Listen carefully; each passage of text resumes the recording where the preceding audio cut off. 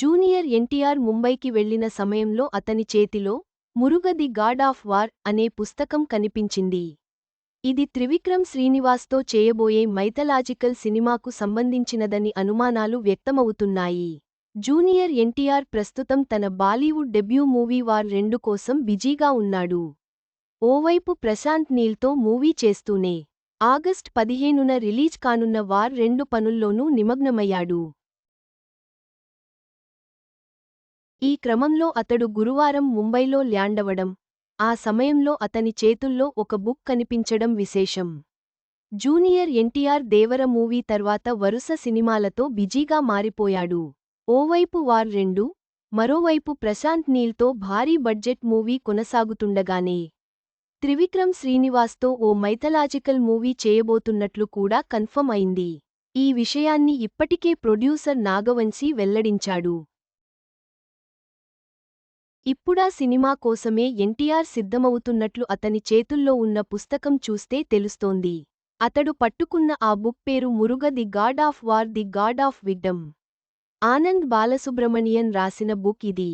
ఇప్పుడు త్రివిక్రమ్ సుబ్రహ్మణ్యస్వామిపై ఓ భారీ budget mythological movie తీయబోతున్న నేపథ్యంలో దానికి ముందే మురుగన్ స్టోరీ తెలుసుకోవడానికి ఎన్టీఆర్ ఈ బుక్ చదువుతున్నట్లు వార్తలు వస్తున్నాయి. ఎన్టీఆర్, త్రివిక్రమ్ కాంబినేషన్లో వస్తున్న సినిమా కోసం ఓ పుస్తకాన్ని ఆధారంగా తీసుకోబోతున్నట్లు తెలిసింది.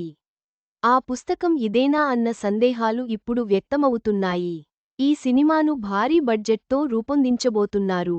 ఈ ప్రాజెక్టుకు సంబంధించిన మరిన్ని వివరాలు బయటకు రావాల్సి ఉంది. ప్రస్తుతం ఈ మూవీ ప్రీ-ప్రొడక్షన్ పనులు నడుస్తున్నాయి. మొదట అల్లు అర్జున్తో అనుకున్నా, తర్వాత జూనియర్ ఎన్టీఆర్తో ఈ మూవీని కన్ఫర్మ్ చేశారు.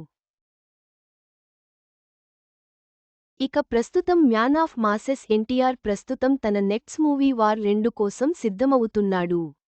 ఈ సినిమా ఆగస్ట్ 14న థియేటర్లలో రిలీజ్ కానుంది.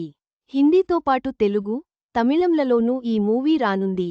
ఈ సినిమాతోనే తారక్ బాలీవుడ్లోకి అడుగుపెడుతున్నాడు. ఇందులో అతనిది నెగటివ్ రోల్ కావడం విశేషం. లీడ్ రోల్లో హృతిక్ రోషన్ నటిస్తున్నాడు. ఎన్టీఆర్ తన తదుపరి చిత్రాల కోసం సన్నద్ధమవుతున్నాడు. వార్ 2 సినిమా త్వరలో విడుదల కానుండగా, త్రివిక్రమ్ సినిమా ప్రీ-ప్రొడక్షన్ దశలో ఉంది. ఈ 2 ప్రాజెక్టుల విజయం కోసం అభిమానులు ఎదురుచూస్తున్నారు.